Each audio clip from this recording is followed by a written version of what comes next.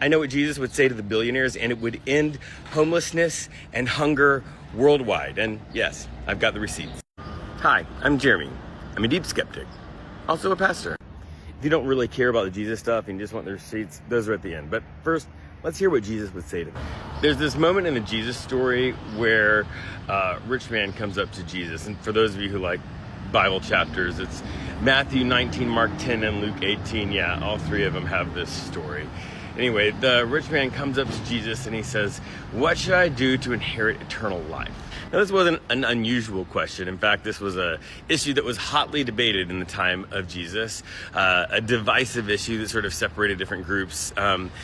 But this rich person comes and asks Jesus, like, how does he have a good eternity? Or maybe how does he extend this life into the next one? Which I think is interesting because I've seen lots of wealthy people work really hard on that question. Or on just extending their life, but whatever.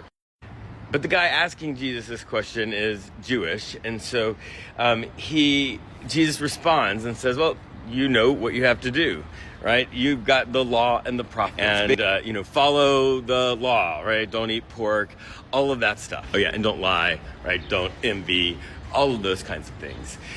Anyway, the rich man says, "Oh yeah, I've done these ever since I was a little boy." And so that's a lie, which means you broke one of the 10 Commandments right now.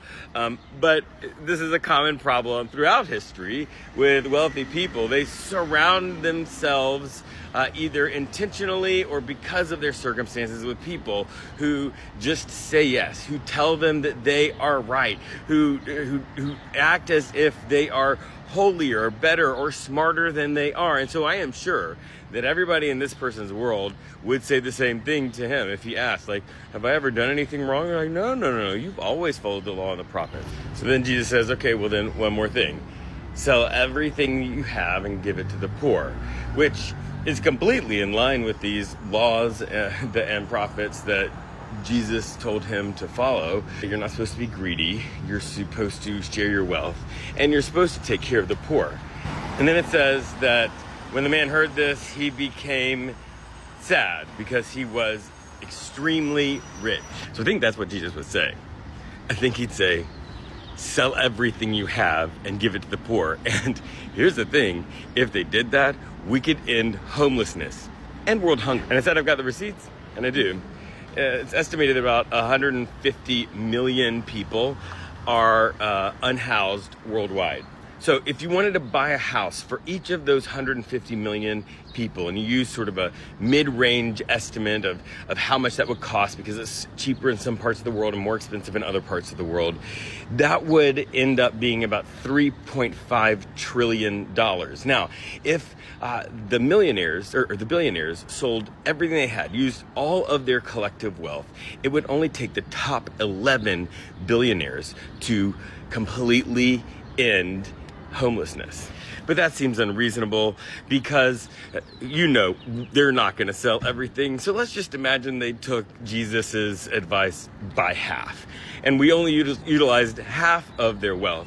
Well, it would then only take the top 23 to end homelessness. But let's add world hunger, like for the next 10 years. The United Nations estimates that the cost of ending world hunger is actually $40 billion. So if you did that for 10 years, let's just say, that's $400 million to the total. So let's just round up and bring it to $4 trillion. So how many billionaires would we have to convince to sell only half of what they own and give it to the poor to end world hunger as well as homelessness?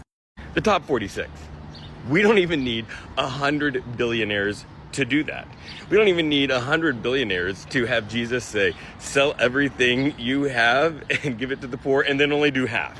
Of course, I know the logistics of this kind of thing is insane. Building 150 million houses is not something that you can just do. However, it is important to say that all the concentration of this wealth is part of the problem. Because when Jesus asked the young ruler in this story to sell everything he has, he wasn't literally asking him to sell everything. He was exposing the problems of extreme wealth. He was exposing the problem that this guy thought he was holy when he wasn't. That this guy thought he was doing everything he needed when he wasn't. He was exposing the fact that this guy's wealth was actually causing part of the impoverishment of the people that were probably right there in the crowd. And it was exposing the fact that this is really systemic injustice. Concentration of wealth messes things up. Which makes sense because many of the early Christian communities were much closer to communist or socialist community. Many of them actually sold everything they had and pooled their resources so that everybody had what they needed. So, billionaires, sell everything you have and give it to the poor.